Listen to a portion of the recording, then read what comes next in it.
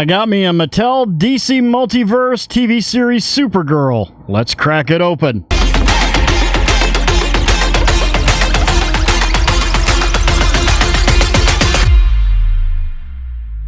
Greetings, toy heads, and welcome to another episode of Go Figure with me, your host, Eli Williams, here on the Digitally Rebastard Network, the action figure show about news, reviews, collecting tips, customizations, kit bashing, everything that goes into this fun, nerdy hobby that you and I both love. And in this episode, we're going to be doing an unboxing and review of the Mattel DC Multiverse TV series Supergirl, Melissa Benoist. Benoist? I don't know. Anyway, there she is. I got this in a lot that I got at my local mom and pop toy store, and they buy, sell, and trade. And I went down there with tax money during tax time, and I got this one. I got the Nightmare Batman, the Arrowverse Green Arrow, the Arrowverse Flash. A couple other things. I've done some unboxing and reviews of them. I think I only have a few left. But let's take a look here. So this is the one of the last lines that Mattel brought out. We've got the up here at the top. You've got the Supergirl logo here. DC Comics Multiverse up here at the top. There you can see Supergirl and all her Supergirliness.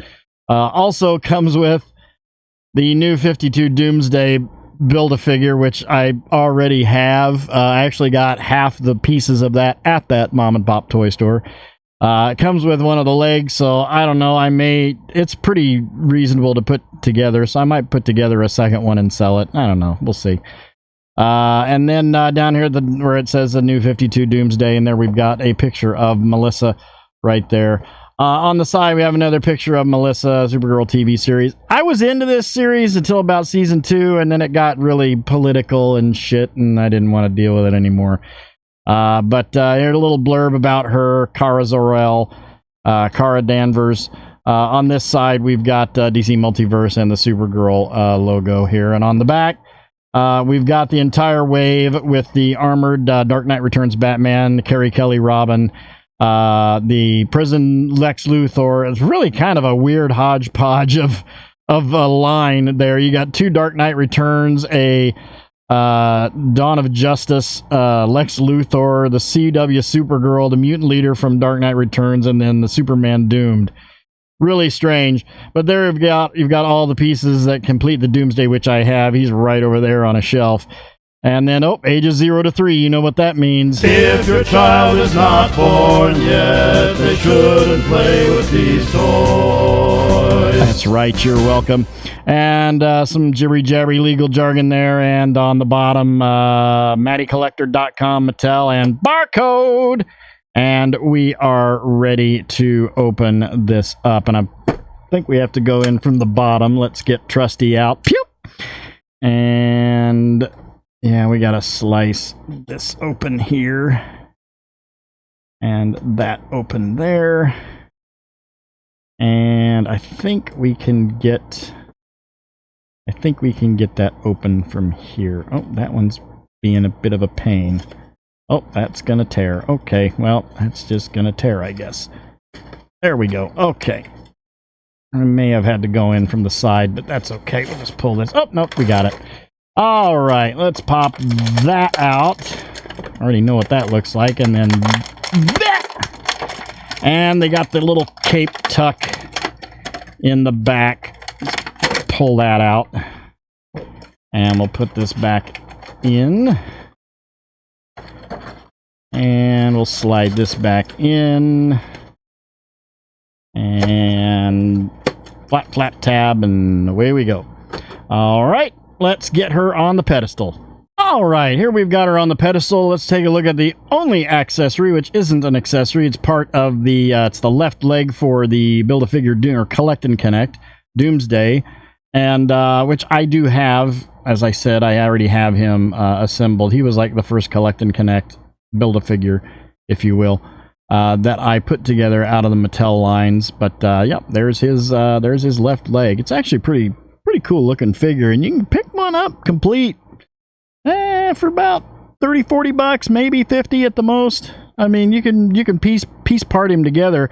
The thing about this is, though, this actually came out twice. This is like the second run of this, because you could get it in the DC Universe Classics line, and then they brought it back out, which is strange that they did this and not the Dawn of Justice Doomsday, the General Zod Doomsday. But yeah, so there's his leg. I'll just set that over here. And here we've got Kara Zor-El, Supergirl, Melissa Benoist from CW. She stands at, bam, right at 6 inches tall. Maybe a teensy bit more, but right about 6 inches tall. Looking at the sculpt, this actually looks really good. They did a damn good job with this. The face sculpt, I wouldn't say it's 100% looks like Melissa, but it's pretty close. It's still a good face sculpt. The hair is really nice. They got a nice dark wash on it, giving it some texture and depth. The S on the chest is really nice, and it's what she had was the red outlined in gold, and it looks really good. It does seem like the arms, I don't know if you can see it on camera, but the arms look like they're a little bit lighter than this. Maybe it just is age and faded, because this is a handful of years old. But it does have the rubber cape, which I hate, but you know, I'm not going to replace her cape. Some characters I will replace capes with, but not this one. And we've got a rubberized skirt. I've got a nice gold paint app there on the belt. Of course, this was her original costume. She eventually had one that had pants when she got the nanite, like Iron Man type, like I think Lena Luthor made it for her. I probably should go back and maybe watch it and finish it. I kind of hung up CW, I think right in the second season or beginning of the third season of Supergirl. Basically, like I said, it just got political, and then with Arrow just I dropped Arrow off with when they would, I don't know, they were doing that, whatever his name, Diaz, the Hispanic mob guy, that it was like 2 seasons of him, and after the second season I was just like, I'm done with this. And then the Flash, I dropped that because it became villain of the season and not villain of the week. So they weren't episodic anymore. They were just like one big movie. Anyway, but yeah, the arms do look like they've got little red paint app inlays there on that, and she's got that little thumb tuck on the sleeves there to keep the sleeves from riding up, which I thought was interesting that they did that. And bright, shiny, red, polished boots there in a nice polished paint there. That looks pretty good. It's a pretty decent looking figure, honestly. I really like it. Let's go over articulation. The head is your standard, I think that's a static neck with a ball joint going up into not a ball joint, but a dumbbell going up into the head. So, I mean, you can get that head to go all the way around, but the hair is all over the place. You do have pretty decent down. You're not getting any back, not with that hair, but pretty decent, not really any tilt whatsoever. But the arms will go all the way around. You've got a hinge at the shoulder going all the way out. Hinge at the elbow right about to there. Is that the right way, or is this the right way? This seems like, I guess it probably doesn't matter. But you've got a hinge at the elbow with a swivel, and then down to the wrist with just a swivel all the way around, no hinge, which kind of sucks, but does have an ab crunch right there mid-torso for some pretty good back, pretty good forward, and waist swivel. There we go. That's what it's all about, baby. I love the waist swivel, because then you can have them in, you know, a turned pose and stuff like that. Ball joint works too. Legs all the way out to there. They're kind of, they do have that Mattel hinge on them, but you do have the skirt that's sort of split there to allow you to do that. And then you do have a thigh swivel and a single knee going back with a hinge and then a boot swivel. A little bit of a boot swivel. You can't get it too much because of that lip on that boot. The top of that boot is kind of holding it back. And then you've got a hinge on the feet. No rocker on that. But yeah, she looks pretty good. I think that's where it needs to. If we can get her in the fists on the hips. Those can't really get them right up to the hips. Because the elbow won't go in that far, but we can get them like right to there. Let's get her head right forward there. There we go. So yeah, you know, it's a good representation for what they were doing at the time in Mattel or at Mattel. It's a good representation. That fist is like twisted around. Let's put that way. There we go. All right. It's a very good representation of her character from the series, and it works. It works. So she'll look good up on my shelf.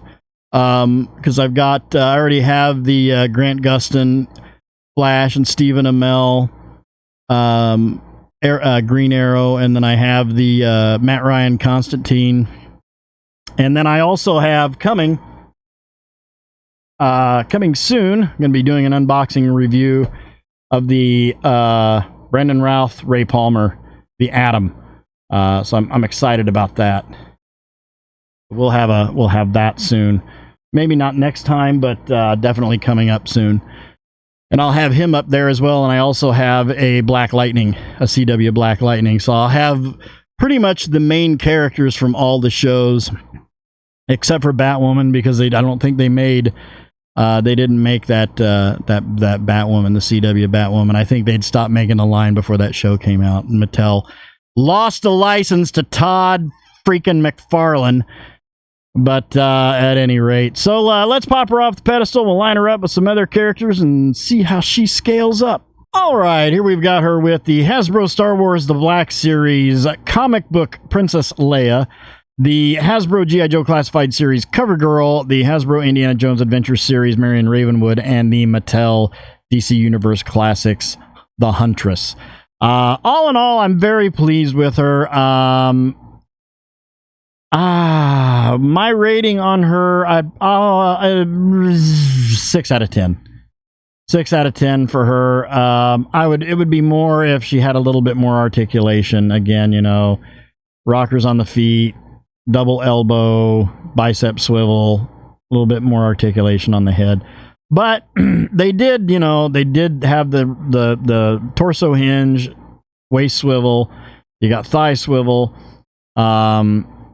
But, you know, that was what Mattel was doing. Their figures now are way, way better. And again, I wish they had the DC license, and Crazy Todd didn't.